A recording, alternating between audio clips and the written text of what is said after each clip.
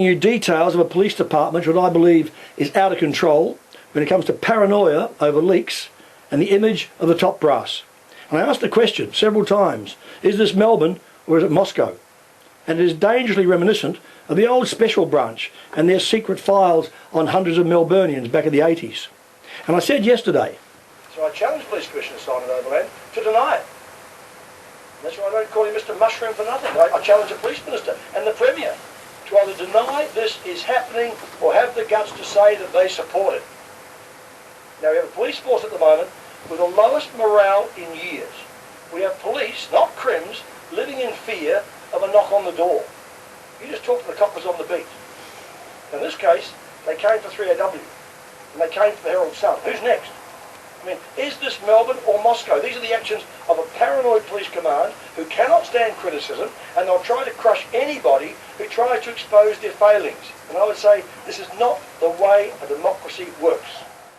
That was yesterday. Well, the Police Commissioner has denied, and has declined, I should say, to come on the program for the past couple of days. So has the Premier, so has the Police Minister. Simon Overland did go on Mitchell this morning, and he defended covert investigations of Herald Sun reporters and their phone records. He admitted that a handful of journalists have been targeted in similar probes. He told the Herald Sun and he told Mitchell that phone records of a call to 3AW's rumour file had also recently been checked over what he called serious threats to a senior member of Victoria Police. Now, when he was asked about the fairness or propriety of these checks, the Commissioner said, and I quote, "If you've done nothing wrong and you've got nothing to hide, what's the problem?" Well, what's the problem? That's like the kamikaze pilot in World War II saying, are there any effing questions? Because believe me, this is a witch hunt. They can dress it up any way they like. They can try to disguise it as serious police business. But they are prepared to go to any lengths to squash criticism or stories that reflect badly on the top brass of Victoria Police. And to make it worse, these phone records and their checks, they are expensive.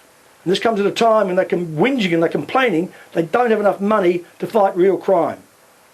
And if you think this is just the media chest thumping about it, well, think again, because with this mindset, nobody is safe, not even you, Mr Brumby. I'm the editor of the Herald Sun, Simon Bristol. Good afternoon. Hi Darren, how are you? And good luck with your health battle as well. Thank you very much. Thank you for your kind words the other day in the Herald Sun. On this issue, how long have you known or suspected that the Herald Sun was also a target in this? We had suspicions back in January when Jeff Wilkinson, our reporter, was questioned by the Ethical Standards Department, and the questions sort of came out of left field. Certainly over the last month or so we've had suspicions. We couldn't work out exactly how they were doing it, but 2 weeks ago we put questions to the police force, which they never answered, and eventually yesterday, the day before, we had confirmation that of what was going on, and we couldn't couldn't leave it like that anymore. We had to go public with it. Obviously, you got wind of it before us. How can a journalist do his job? How can a police rouseman like Jeff Wilkinson do his job if he knows that his phone records can be pulled at any time? I mean, you have to have contacts. Well, obviously, and the whole point of this is that the reports that Jeff has gone with, and other reporters as well, that we believe their records are being looked at. The reports have been entirely accurate, 100% accurate. There's been no doubt about that. They've just been embarrassing to the police force.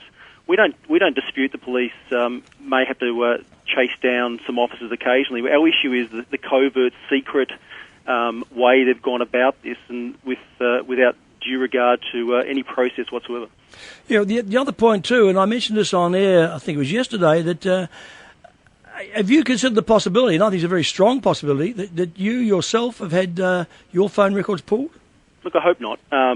But who knows? I think I heard Simon Overland on with Neil Mitchell this morning as well, and seemed to be that anybody was fair game if they deemed it worthy of investigation. I think anybody out there, and I think that's the point. It's not just the Herald Sun. I'm pretty sure that other media in this town would be monitored in the same way, and it was indicated this morning that MPs could be looked at as well if they were receiving information from police whistleblowers. I mean, the quote, "If you've done nothing wrong and you've got nothing to hide, what's the problem?" I find that insulting to anybody. Well, it obviously is, and I think there's obviously a question of privacy here in terms of what else they're finding, what they're doing with these phone records when they do get them. Are they destroying them at the end? I think these are many of the questions that the police force simply won't answer here. They won't answer how widespread it is, how many they do, how much it costs. and certainly what they do when after they've received all this information, which is obviously incredibly private. Some of this phone information. So our concern in all of this is that the Chief Commissioner has a lot of questions to answer, and he's ducking for cover. Well, he didn't answer many this morning because I think there's a hell of a lot of questions to still be answered, and also from the Premier as well, because with the 3AW rumour file one, that was a classic example too. I mean, you can dress things up and say it's all about security and it's all about the threats to a policeman, and neither you nor I would ever say that the police department should not go after anybody who threatens a copper. I mean, that's mum and apple pie, isn't it? Well, what we believe should happen in this case is that, like a phone tap, where you're actually listening in on the conversations, we believe the same judicial oversight should be here as well. If they want to go off to the court and ask the judge for access to our records, that's fine. We'll happily go to court and argue against them as well. But at the moment, they could be accessing anybody's phone records at any given time and would never know until both you and I have revealed it over the last 2 days. That is the crux of it, because if they want a search warrant, as they did to get for over the rumour file story, then they must get an affidavit. It must be signed. It must be presented by somebody of senior sergeant rank or higher, and must go before a magistrate, and the magistrate must then grant it. But with these phone records, they can just have any member of the police force from inspector up can do it, and you never know. And who he justifies it, I presume he justifies it to the Chief Commissioner, nobody else. Well, Simon Overland didn't seem to know how widespread it was himself this morning. He kept on answering the questions, I don't know, which, considering the sensitivity of the information that's being accessed, I would hope the Chief Commissioner would know. Yeah, so do I. Mr. Bristol, thanks for your time. I appreciate it. Thanks, Darren. Good Thanks. luck. Bye-bye. Simon Bristol, editor of the Herald Sun.